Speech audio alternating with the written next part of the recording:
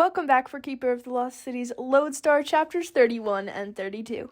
Thank you so much for being here. Make sure to subscribe so you never miss a chapter. Give today's video a like, and if you want to leave me a comment, let me know. Would you rather be really strong at telekinesis, or would you rather have a photographic memory like Sophie and Keith? I think a photographic memory. I think that would be really cool. Alright, chapter 31. Wiley, Bianna repeated. Prentice's son? Shadows darkened Mr. Forkel's eyes as he nodded.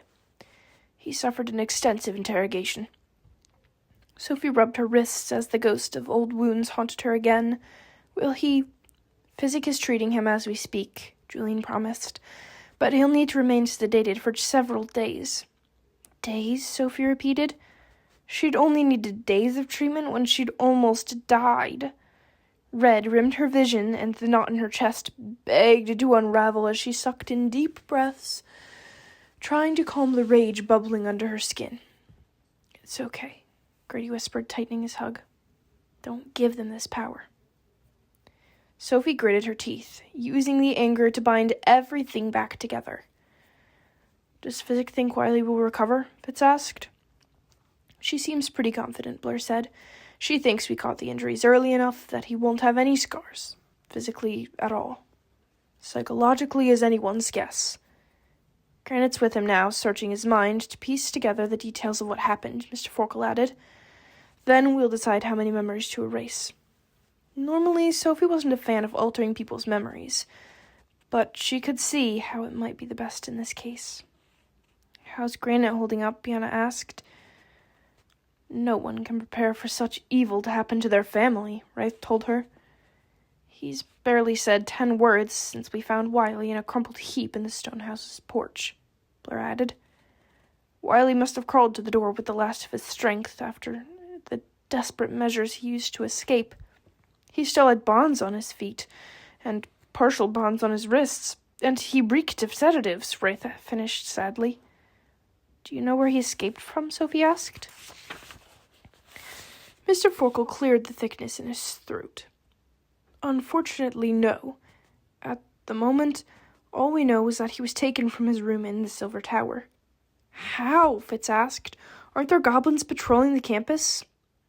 Not as many as there should have been, Mr. Forkel admitted. We're between terms, so most of the fleets have been resigned to Luminaria to prepare for the peace summit, and the one remaining patrol had been focusing its efforts on securing the newly arriving Exilium tents. But even if they got past the patrol, how did they get into the tower? Dex asked. The security in the elite levels is supposed to be legendary. My technopathy mentor went on and on about how it was designed the same way they did the insane security at Luminaria, with a team of anonymous technopaths each building only one small piece. That way, no one would know the full scope, or how all the levels of security actually fit together. Truthfully, Mr. Forkel said, I have no idea how they got in. I've already accessed the security logs, and there's no unauthorized visitors. In fact, the records show Wiley is the only prodigy who remained in the tower for the break, with no evidence that the files were altered. And since I'm sure you're going to ask about the Lodestar mirror, he paused to let everyone react to the name. Let me assure you that it was the first place I checked. Nothing in the Hall of Illumination had been disturbed. There was no trace of a fingerprint or a footprint, no way to remove the mirror from the wall and access behind it. The mirror is just a mirror, designed to teach the elite prodigies to see the purest version of themselves, comes from power, not appearance. Could a phaser have walked through the walls to get in? Bianna asked. The tower is impervious, Blair said. Trust me, I've tried. They must have had someone who has access to the tower let them in, Fitz said. That was my thought as well, Mr. Forkel told him. But as I said, all the logs show Wiley being alone. I also watched the prodigies quite closely during my time as the tower's beacon, and none of them ever did anything to suggest a connection to the Neverseen. Neither did Alvar, Della said quietly. The name hung heavy in the air. If he was part of this, Holden whispered, if he... Sophie had been thinking the same thing about Keith. He'd said he wouldn't cross hard lines. But would he count Wiley as one of them? Or would it be one of those shady things he was willing to do in order to keep playing the game? Wraith's sleeves moved towards Alden, reaching for him with invisible hands. You are not responsible for your son's actions. But if we'd noticed... Please do not go down that path, Adeline begged. We cared for Brant for 16 years and never suspected either. It's one of the biggest regrets of my life, Grady said. But I've learned to divide the blame. Yes, I should have paid closer attention and asked more questions. But everything else was Brant's choice. Brant's actions, Brant's wickedness, and the same goes for Alvar. I'll try to remember that, Alden told him. Try to believe it, Grady insisted. So where's Wiley now? Dex asked. Still at the stone house? No. We had Physic move him to a Louveterre once he was stable enough for the leap. Since we're assuming they'll come after him, Blair said. The fact that he escaped probably means they hadn't gotten everything they wanted from him. What do they want? Kessler asked. Does anyone know? I can't even hazard a guess, Mr. Forkel mumbled. And so far his mind has been too clouded by the trauma for us to recover much. He's not broken, right? Sophie asked. Thankfully, no. The Neverseen not having a telepath worked in our favor. Though I suspect that's also why Wiley's injuries were so extreme. Their only means of interrogation were torture. Everyone shuddered, and Mr. Forkel handed the packaged imparter to Blur. I trust you'll take care of getting that to our technopath. I should get back to Louveterre. I want to go with you. Sophie didn't realize she had said the words out loud until everyone turned to her. No one will be able to search Wiley's memories better than I will, she argued. She'd left out her other reason. It was too terrible to admit. But she needed to see Wiley's memories for herself and make sure Keith wasn't there. She could forgive him for shattering glass and burning gates, but standing by while someone was tortured, she had to be sure. You really think you can handle it? Adeline asked her. Wiley probably looks awful. Awful is not a strong enough word, Wraith warned. Sophie swallowed hard. I handled Paris, right? Not the same, even in the slightest, Mr. Forkel told her. Doesn't matter, Sophie said. Wiley needs my help. For what it's worth, Fleur chimed in. I think she's right. I think you should take her. Take us, Fitz corrected. This has cognates written all over it. If they go, Dex and I are going too, Biana added. Mr. Forkel rubbed his temples. Wiley is not up for visitors. Then we'll wait outside, Biana pressed. But we should be there. You might learn something we need to know. Or Sophie and Fitz might need moral support. The members of the collective turned to each other, probably conferring telepathically.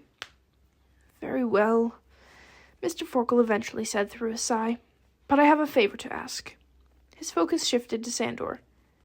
I need you to separate from your charge for the day. Miss Foster will be well protected by the fleets of dwarves stationed at Louveterre. We have need of your exceptional senses in the Silver Tower. Perhaps you'll catch something we've overlooked. If you're looking for powerful senses, Grizzle jumped in, you should have me go with him. Sandor lacks a certain, shall we say, sensitivity. If you feel comfortable separating from Mr. Vacker, we'd be happy to have your assistance, Mr. Forkel told her. The more thorough we are, the greater our chances of solving this mystery is. One condition, Sandor said, fixing a stern gaze on Sophie. Swear you will go nowhere beyond a Louveterre and home. Are we even sure Havenfield is safe? Sophie asked. The Neverseen may still be planning something. We've left most of yesterday's precautions intact, Brielle assured her, and Kadok and I will not leave your side. You can trust us to protect your family the same way you trust Sandor with your life.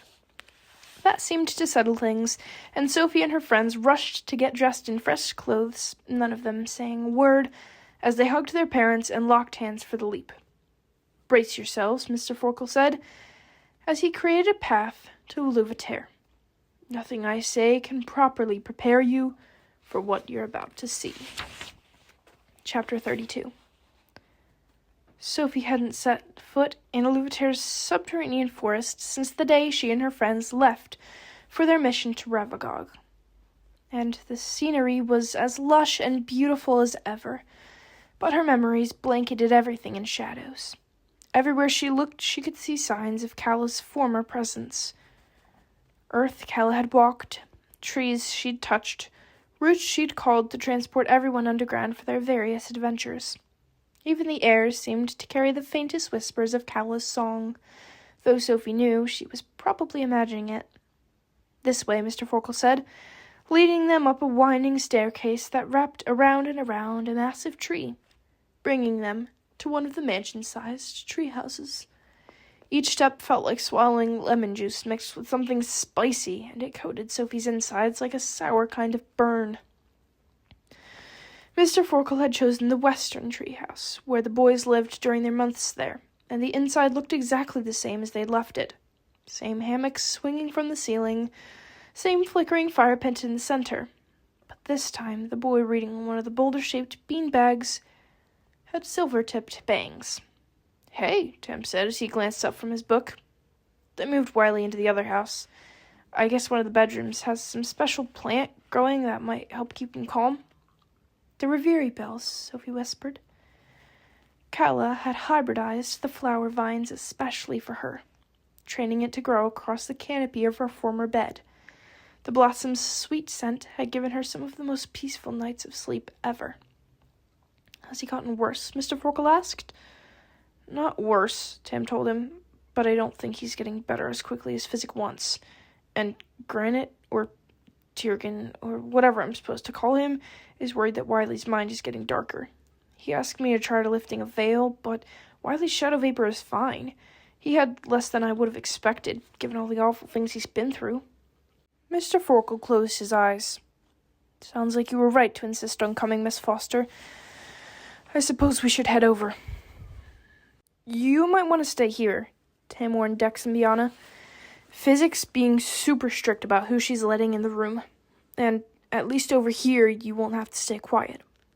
"I guess that makes sense," Biana said. "Plus I haven't seen you in forever." Tim's lips twisted into a shy smile. "I hear we'll be seeing more of each other soon." Sophie had forgotten all about the auxilium training. She wondered if Wiley's attack would delay things. "Aren't you coming?" Mr. Forkel asked from the doorway. Sophie and Fitz hurried to follow, but Dex stayed put. She figured that meant he wanted to stay with Biana and Tam. But as they reached the arched bridge connecting the two tree houses, Dex came racing up. "I know I'm not a telepath," he mumbled, "but I've been through what Wiley's been through. Maybe I can help." Sophie reached for his hand, holding on to Fitz with her other, as they made their way across the creaky bridge connecting the two houses. Sophie swore she could smell Calla's stark flower stew as they passed through the gazebo in the center. The dish had been Calla's specialty. Even though she'd taught Sophie the recipe, it never tasted the same without Calla.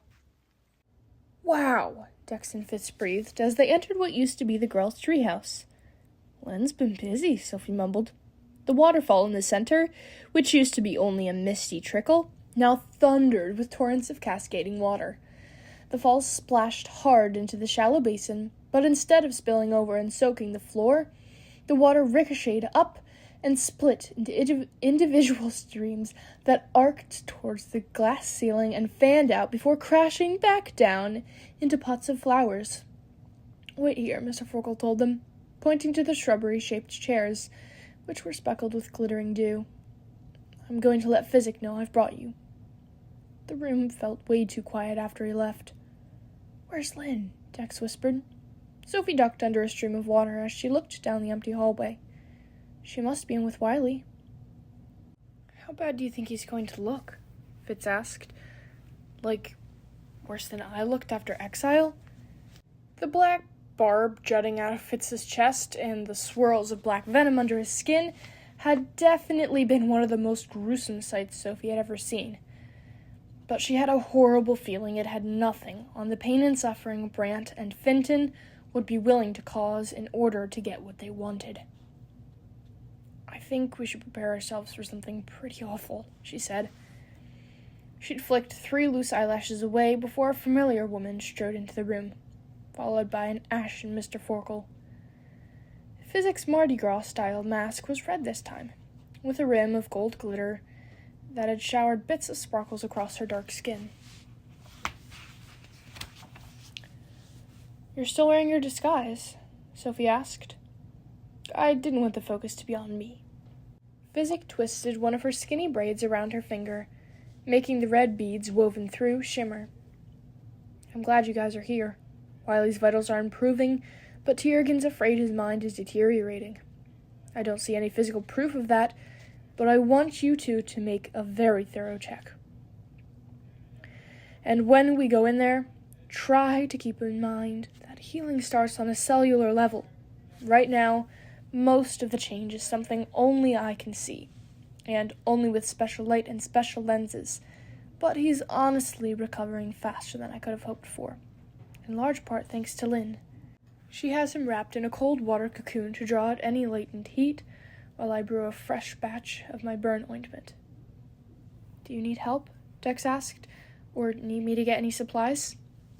"I'm low on a few things, but they're not the kind of ingredients you'd be able to get from your dad's store." "Try me," Dex said. She raised an eyebrow. "Okay, how about Jaculus venom? Clear or cloudy, we keep both in my dad's extreme collection." "Interesting," Physics said. "Nice hair, by the way." Dex's cheeks turned the same color as Physics' mask. "Aren't Jaculus's those flying, blood-sucking snake things?" Sophie said, remembering the first day she'd met Grady, when she'd watched him pull one out of Verdi's feathers. "They are," Physic agreed, "and their venom has a powerful anticoagulant, which turns it into an even more powerful tissue regenerator when I mix it with a few drops of phoenix sweat." "We have that too," Dex said, "and Binu tears. I'm guessing you also need puka pus? If so, we have solid and liquid." "Okay, now I'm legitimately impressed," Physics said. "Meanwhile, I'm pretty sure I'm going to throw up," Fitz told them. Physics shrugged. "It's either this or Yeti pee, and trust me, Yeti pee is way harder to wash off." Sadly, Sophie knew that firsthand. "All right," Physic told Dex. "I'll give you my receipt, and we'll see what you can find at Slurps and Burps. Take Forkle with you, so you'll have a way to leap back. And so I won't have to watch him wring his hands anymore. He's going to disjoint all of his fingers, and I really don't need another patient." Sophie had almost forgotten that Mr. Forkle was there. He hadn't said a word, and his skin had a sweaty sheen. "If you think he looks bad," Physics said, "wait till you see Tiergan. I can't get him to let go of Wiley's hand. Even when Lynn started with the water stuff, he stood there and got soaked. It might be the saddest thing I've ever seen, but somehow the sweetest, too. You guys ready?"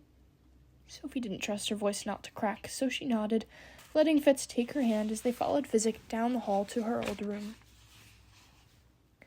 "Remember, he's on some crazy pain medicine and a sedative," Physic warned, "so if you can't make sense of his thoughts, don't be afraid that it means anything's permanently wrong. He's just drugged up."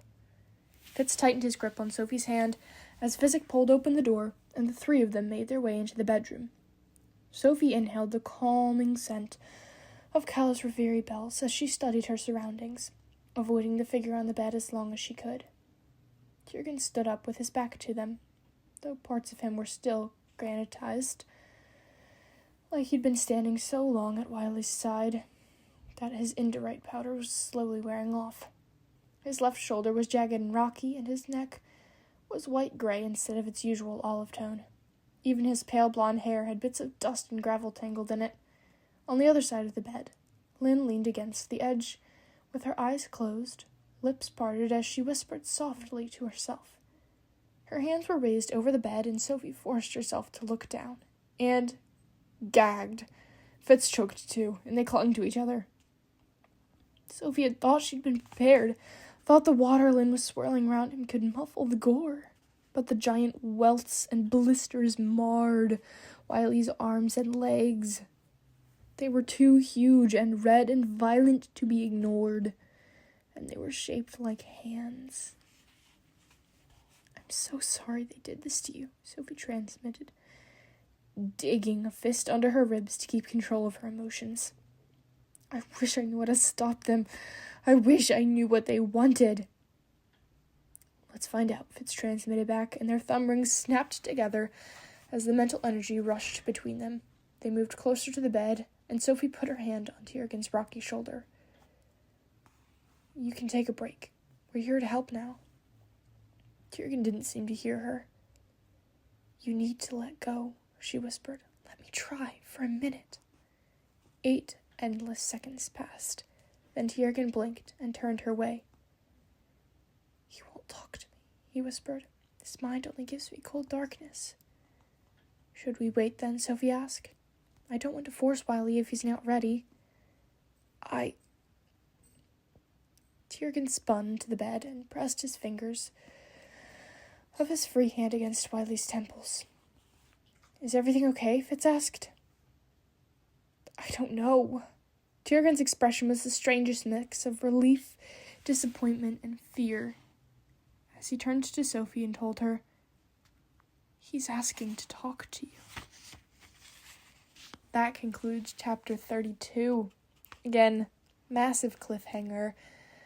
Whew. I will see you tomorrow. Bye.